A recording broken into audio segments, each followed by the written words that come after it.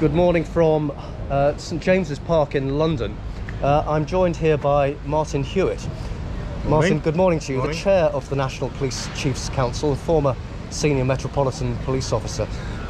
Half an hour's worth of conversation ahead of us, Martin. We're going to walk down this way with St James's Park on our left, and quite a number of people out and about in London, which in so many ways enjoying half term and a pleasant, more than a pleasant change from the lockdowns that we've had, plural, over the last months and beyond. So much we could talk about. I'm going to start, ask if I may, with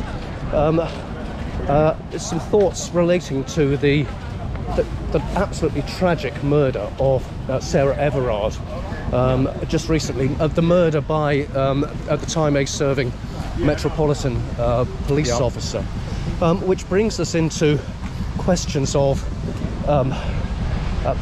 potentially vetting, potentially violence against women and girls, and safety of that particular group, and potentially of wider legitimacy as well. So your thoughts on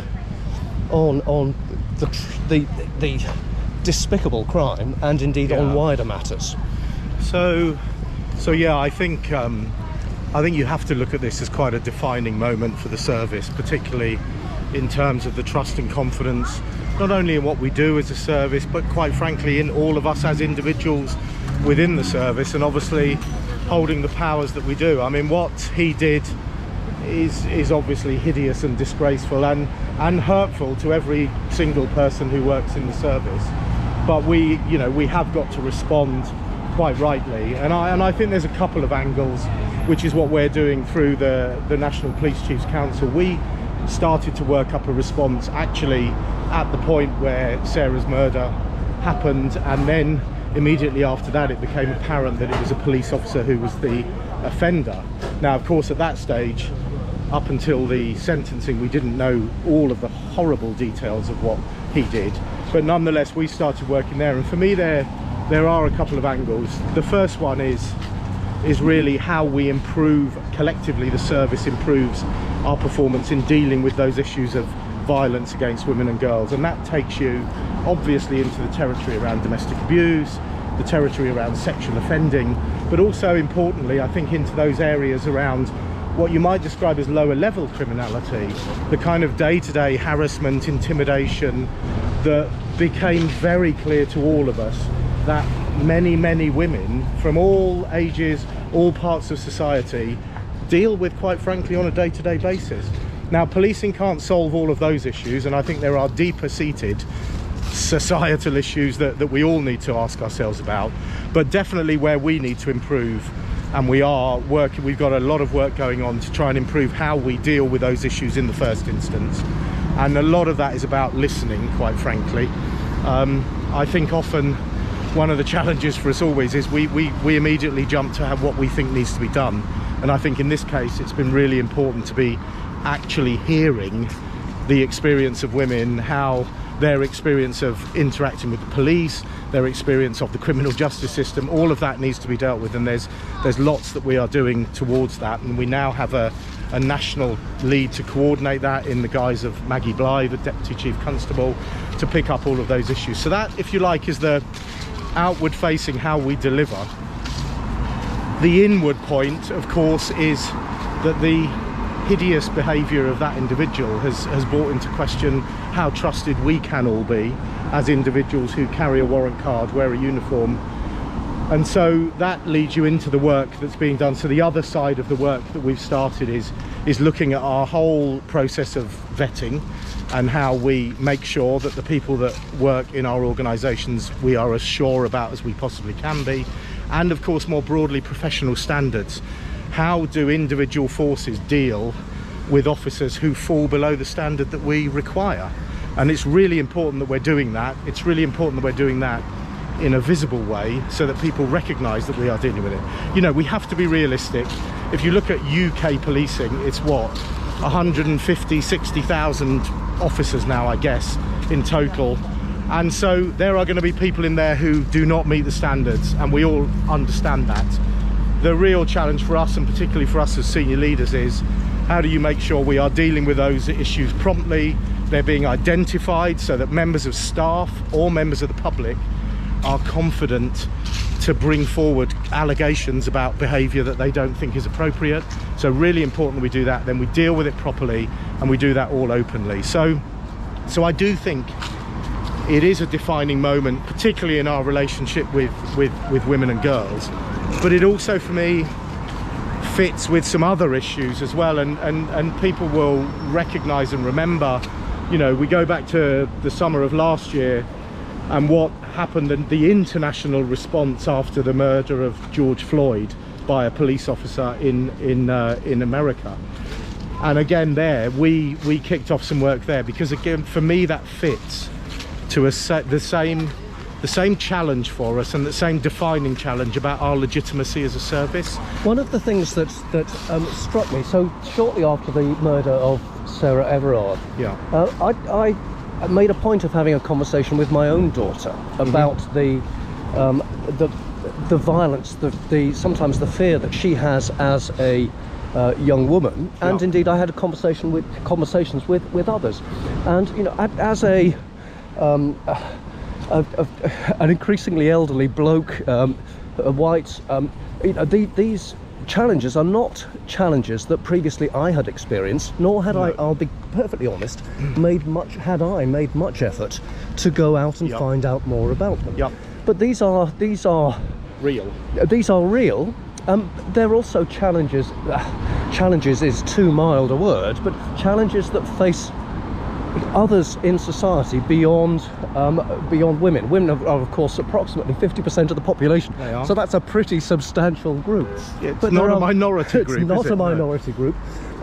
There are other groups that themselves perhaps shall I say trust the police less, and whom efforts have been, continue to be made, more efforts perhaps could be made in reassuring that community, those communities, of that legitimacy. I mean, those efforts are being made. You're quite right though, and it's a really important point that it's not about you know, I'm not going to sort of, it's not about me beating myself up because I'm a white male. That doesn't achieve anything. It really is that point, as you say, about understanding, about wanting to learn what life feels like for people who are in other groups, and it's actually quite hard to do that. You know, I said in a talk I gave the other day, you know, I've never been a minority, I've always been in the majority group, and someone put it to me, which I thought was the best way to describe, you know, what you talk about, what your daughter, and I've had the same conversation with my daughters, or I can talk to, you know, to friends and colleagues who are from minority groups, is there's very, very rarely a point where I go into an environment where I have to change the way I am to fit in, to change the way I am so that I don't get, you know, I don't get marginalized, and that's what we've got to start to understand. I think often we immediately start talking about, oh, we need to train people more.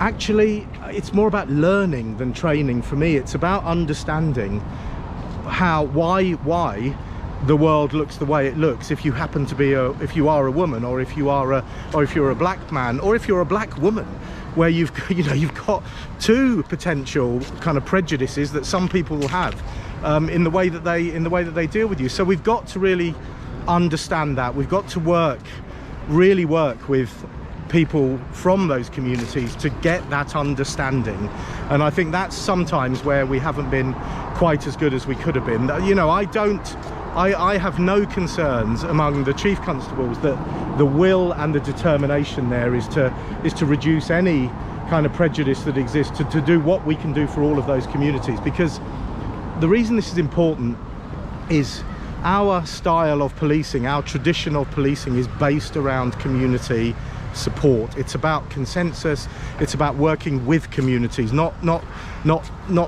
policing communities, it's working with them.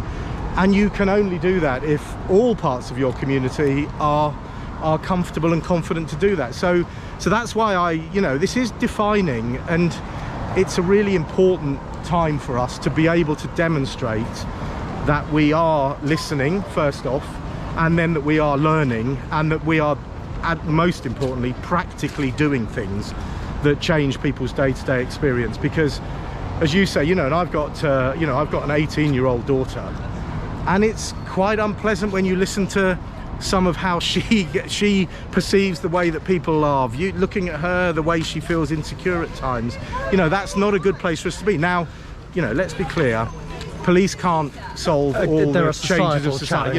There are these issues have existed forever, I suspect, but nonetheless it moves over time, and we can definitely influence, and we can have an impact on how this is seen, and we as police leaders can have a voice in calling this out and challenging, and then of course, as I said at the beginning, doing the work that we need to do when someone does come forward and has the courage to come forward and make an allegation, that we effectively deal with that allegation. Yes, now because that starts to have an impact. Legitimacy, and this is a part of the legitimacy challenge.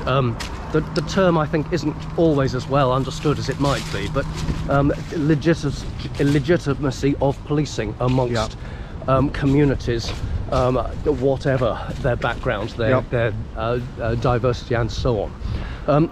The legitimacy is a part. There are two things for the APCC-NPCC summit: the Association of Police and Crime Commissioners, the National Police Chiefs Council here in the UK, the NPCC very broadly represents the most senior officers. The APCC very broadly is the organisation that speaks on behalf of those in governance, so police and crime commissioners, indeed.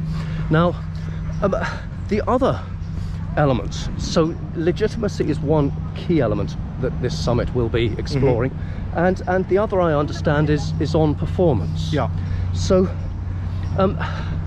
performance ties in some respects to things like vetting. It ties into funding. It's all very well to call on policing to do even better, but if the funds aren't increasing here in the UK, the number of police officers is increasing, albeit they are new recruits, and the more experienced officers are continue to retire and depart. So the performance side, how do you square that circle with an increase of police officers here in the UK, but less experienced police officers, and funding potentially not increasing as you would wish it? So I guess the first important point to say is that the issue of performance for me is as much a part of our legitimacy as the fair treatment, which is what we've really been talking about so far. Because to be legitimate as a service, we've got to be useful to people. We've got to deal with the issue. How do you boil down what policing's all about? It's about making people safe, and it's about making people feel safe, if you really want to reduce it down. And so we've got to be doing the things that are dealing with those issues that are of most concern to members of the public. We are seen to be responding to those concerns, to responding to allegations, responding to calls for help, and then dealing with the criminals. So this is really critical, and that's why for the summit we've joined the two things together, because I don't think you can see them either individually. They are one and the same element of our legitimacy as a service. So we're walking now, probably as the Chancellor is speaking, or he certainly is speaking soon. It's with the with the UK budget. day, So the UK spending review, the budget will be announced for the next 3 years, which is really positive that it's actually going to be a 3-year settlement, whereas over the last number of years it's been 1 year, which makes planning very difficult. So I don't know what's going to be let me just, on that point, that is a significant change, actually. It is. That the planning horizon moves from 1 year to 3 years. To 3 years. Really Absolutely. Important point, because it allows you to plan effectively. Now I don't obviously yet know the outcome of what the Chancellor is going to say, but all the indications I get are reasonably positive for policing, in sense of the funding that we require, particularly the funding that is required to continue the growth in officers. So we're effectively just a little over halfway through the process to bring in the additional 20,000 officers, and that's going incredibly well. I'm convinced that we will get the funding to do that. Yes. And then the question then becomes, how much is there over and above that to do other things? Yes. So it is great that we're bringing those officers in. You know, it would be remiss of me not to say, of course, whilst this growth is welcomed, it is in a sense replacing the officers that we lost over the period of time of austerity. But you know, there's no point looking backwards. Let's look forward. It's a great opportunity for us to bring in new people into the organisation, and of course I'm heavily involved with the programme, the Police Uplift programme, and whilst we're bringing an additional 20,000 during that period of time, we'll probably bring in 50,000-60,000 people as we would normally be bringing them in. So for all those points we talked about legitimacy earlier, really good opportunity to increase the representation in that group of officers, and we're doing fantastically well at bringing more women in as officers. We're not doing as well at the moment in terms of minority ethnic recruits, but we're working really hard on that. So there's some good opportunities, but as you say, they are inexperienced officers, and so the work that I do along with colleagues with the government around what the performance mechanisms look like, what the governance arrangements are within government, so that we can make sure that what we're doing is prioritising, because it doesn't matter how much money we get given in policing, we are always going to have to prioritise. Yes. We are never going to have enough money to do every single thing that we might want to do. Yes. And so therefore we have to go through that process, and part of my challenge is how we do that effectively with the mechanisms that government have put in place to allow us to really be prioritising on those issues that are as most important to the public. And a lot of that is crime, obviously, and we need to recognise that. But we also have to manage the demand that comes into the service. And one of the areas that has particularly been apparent, particularly since we've emerged out of the worst of the pandemic, is increases in demand on our service, and often increases. We've always, I suppose, to some extent been the emergency service of last resort, but I think increasingly over the last number of years we've become the emergency service of first resort, and stepping into spaces where arguably other public services ought to be providing. Yes, demand growing inexorably, not just in what I might term the real world. Correct. But also in the online world. Some real challenges there. Yeah. And behind the scenes, the back office demand, for example, on things like vetting. Yep. You know, any additional work on vetting itself requires more time. There are very few things that we do that become less complex over time. Generally speaking, they become more complex.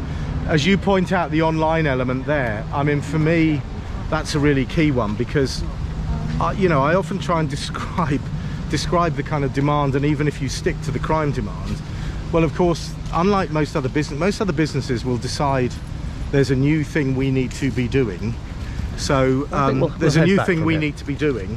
So we will start doing this new thing, and we will stop doing some of the old thing. You know, if you think of a TV manufacturer, they will decide where the future of TVs is. They'll design them, they'll sell them, they'll stop making the old ones. The challenge for policing is there is an ever-increasing list of things that we need to do. As you say, the kind of cyber-enabled criminality, the digitally enabled. You know, we're probably all more vulnerable in the digital space than we are in the physical space to be victimised. So we're having to take all of those things on, which are complex. They require new skills, they require more skills, they require different partnerships. But at the same time, we are still the service that has to deal with the people who fight outside the pub, or punch their partner, or steal somebody's, you know, alloy wheels off their car. And so, you know, so that's the real challenge that we always face. And sort of part of my role, a large part of my role is being that kind of interface with government to make sure that that prioritisation is sensible and more importantly is achievable. because that's the really hard part, because it's easy to continually give an ever-growing list of things we want the police to do, but we are still only using the resource that we've got. There's so it's not just, if I may, an ever-growing list of demands on the police. There's also, I feel, an ever-increasing demand on the chair of the National Police Chiefs Council. You could say in that. Here in the UK, the policing governance is complex. It would challenge anybody, even those most expert in this field, to draw a picture that completely and utterly represented that. Yeah, it's a spider's web rather than so. And you have, in recent times, you've been chair now of the NPCC for 2.5 years. Yeah. And in that time had quite a number of very significant challenges. But yes, part of the challenge is in stakeholder management. It is, if I can put it that way. So how have you found that? How have you dealt with that? And and do you think that things are going in the right direction or not on governance? So I think you know, that in essence is my job, if you like, and how I would describe our organisation, NPCC, is not an organisation in the traditional sense. It's what I describe as a network organisation, and I kind of see us sitting at the middle of a spider's web, and we are trying to do what we do, which is really about how do we coordinate things as best we can, how do we get people to collaborate effectively, and then how do we communicate on behalf of the chief officers. That's my sort of mission. So it is challenging, but I guess the really important point is that structure, you know, messy as it is not going to change anytime soon. And I think there are good reasons why you wouldn't go into wholesale restructuring, because it's incredibly time-consuming, costly, diverting, etc. So sometimes people ask me the question and say, well, when is it going to change? When are we going to change this structure?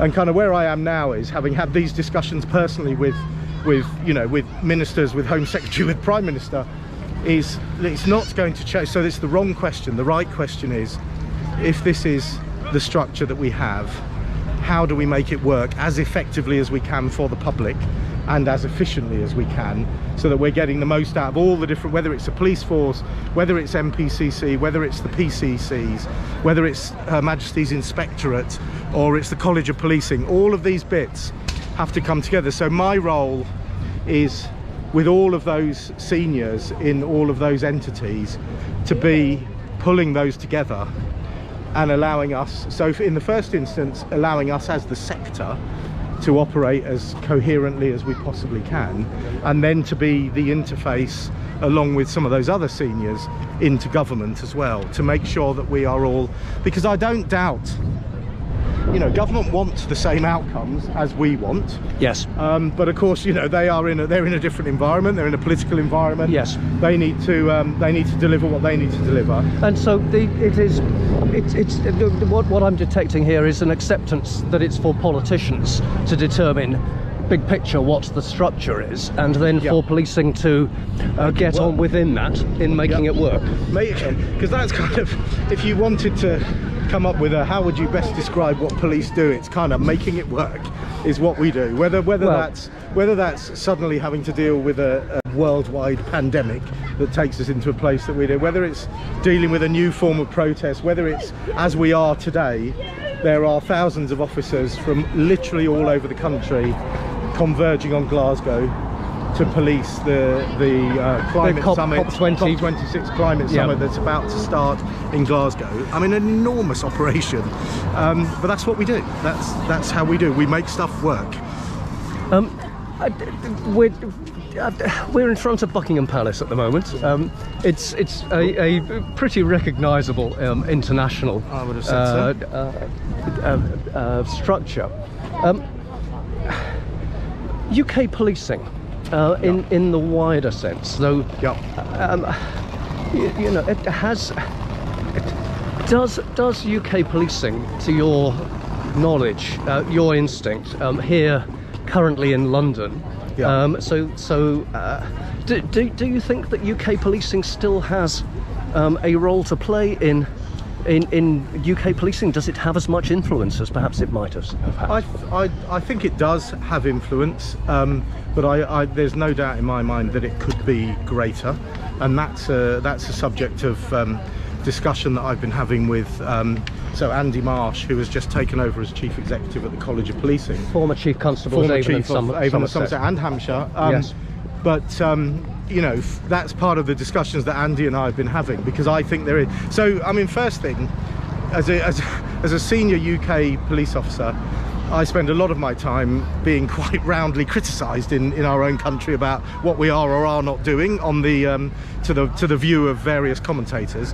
Actually, I still think, and I think justifiably, the reputation of British policing around the world is incredibly strong and high, and therefore we should be exploiting that. We should not exploiting it in a positive way, because I think there are things that we can teach and we can share, and similarly vice lessons. versa. We've learned lessons, and of course it's really important that we are taking those ideas from elsewhere as well.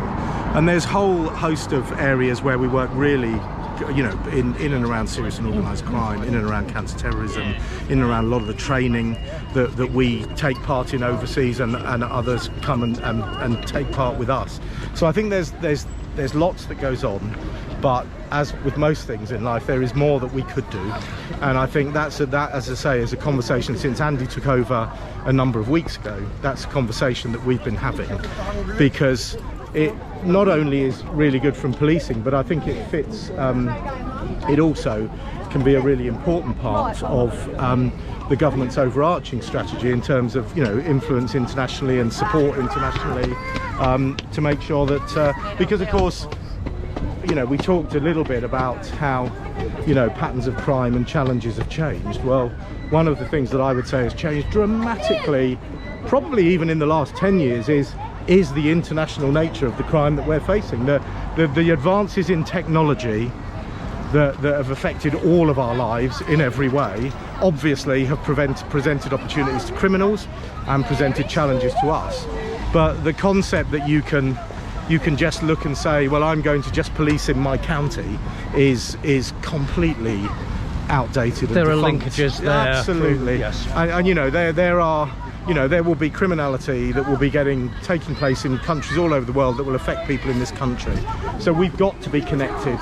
We've got to be working with other countries, other police forces. And I have to say, and I would say, the experience that I've had over the last 2 years as we've worked our way through transition and into EU exit, the relationships that we have had as UK policing. So I've had responsibility for the International Crime Coordination Centre that we set up, that's still working in terms of EU exit. The relationship we have and the NCA have with all of our European partners, policing partners, is fantastic.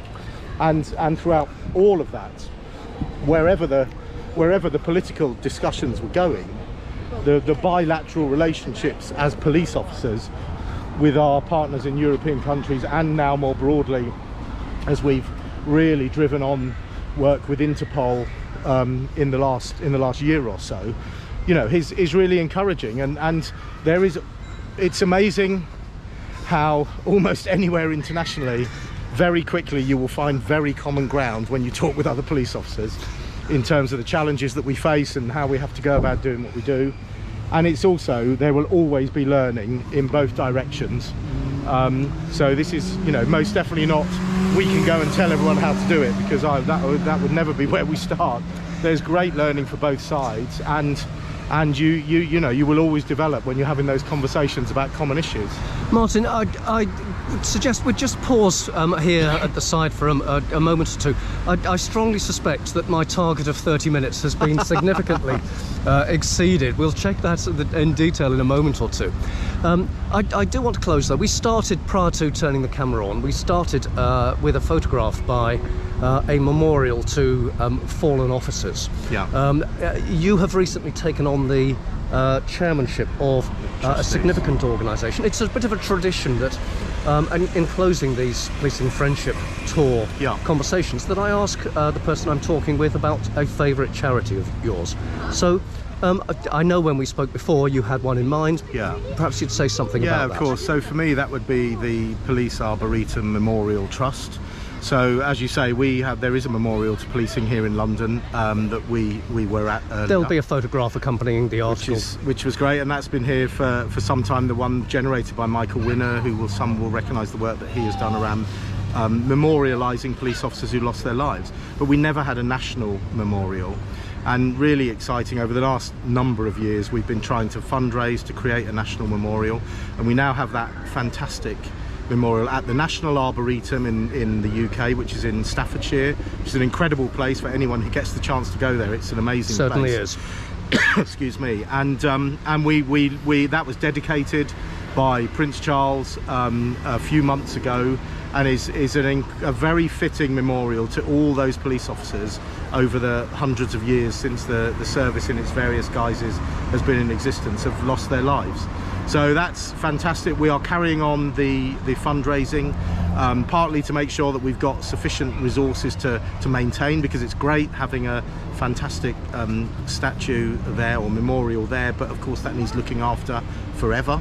So we need that looking after, and then really excitingly also we're creating a digital memorial as well, working with some universities, where the individual stories of officers that have lost their lives are told in a really kind of interesting digital way, so that it's accessible to everyone, because not everyone will be able to get to Staffordshire Absolutely. or get there regularly.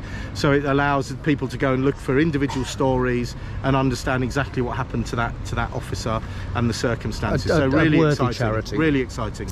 Martin, it's been an absolute pleasure walking with you here in St James's Park outside Buckingham Palace as well, very much in the centre here of London. Thank you so much for your time. Very, very best wishes for the continuation of your term as chair of the National Police Chiefs Council. I do hope that your time is a little calmer than it has been over the previous 2.5 years, pandemic and so much more. Thank you for your time, really appreciate it. Pleasure, thank you.